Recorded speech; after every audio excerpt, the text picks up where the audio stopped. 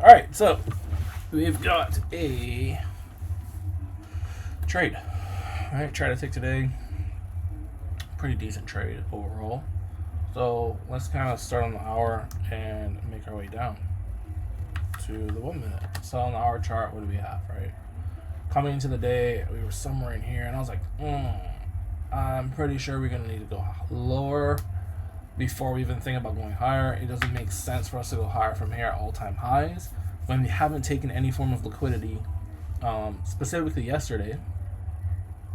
So it doesn't really quite make sense for us to just keep pushing higher. So I was like, all right, gotta look for shorts at some point. So let's see how we can get into shorts. All right, 9 o'clock candle, 9:30, I believe that's when it was. We just shot straight up, pretty much taking all the buyers out of the market, or enticing all the buyers into the market, and then we sold off.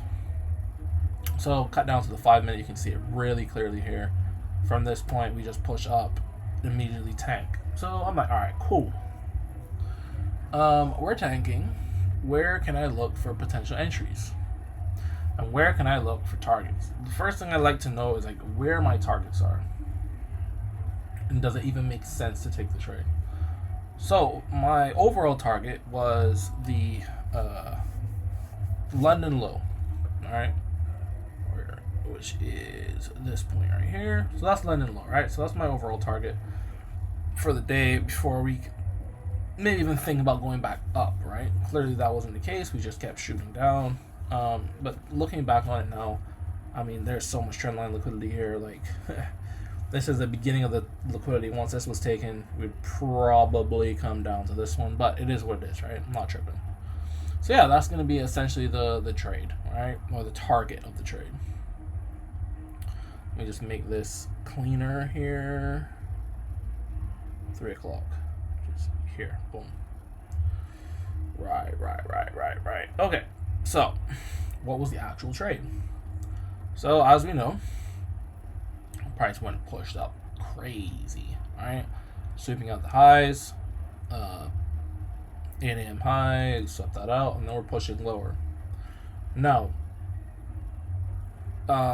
I was at work, not at work, but I was doing some work stuff, so I actually missed these first couple trades in here. This was really the one that I wish I would have gotten in, because this is the banger trade that everybody wants to get and quote unquote flex that you got it. Not to say that I was going to flex, but like, this is a crazy trade. 6.7 hour trade, right? Anyways, so this was the one I missed. When I got back to the chart, we were somewhere in here. When I got to the chart, I think we were on this candle, so I was like, doesn't really make sense for me to get in here. We already have a ISB higher.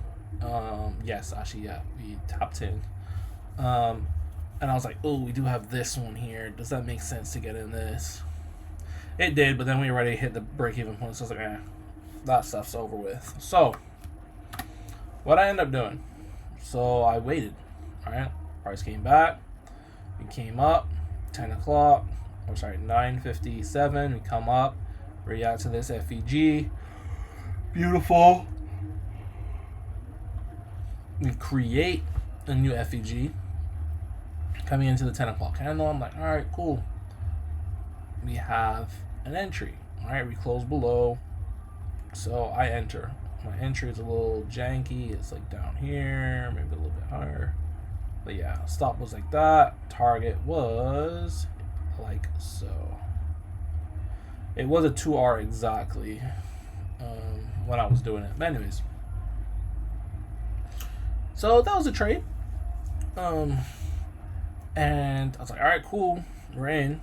We pretty much immediately went break even, and ultimately came into first low, which was 50%. 50%, pretty solid. No issues there whatsoever. And then we pretty much ran to 50%. Then we had a big retrace. Took me out. So really sure I got 50% of my risk. And off the table, and the rest was break even. So good win. Getting the win rate back up to should be close to 75% now. I'm about 80% for in backtesting. And it's 81% backtesting. So I'm right in there. I know this year for a fact I've taken some very bad trades. I also know this year for a fact I haven't taken trades. So yeah, that's a trade recap of what happened today. And yeah, it was a good day overall. Followed my rules, was really patient with it. Just let price develop, do what it wants to do, move on, right? Tomorrow's another day. Probably not going to trade tomorrow because tomorrow's supposed to be Fed rates.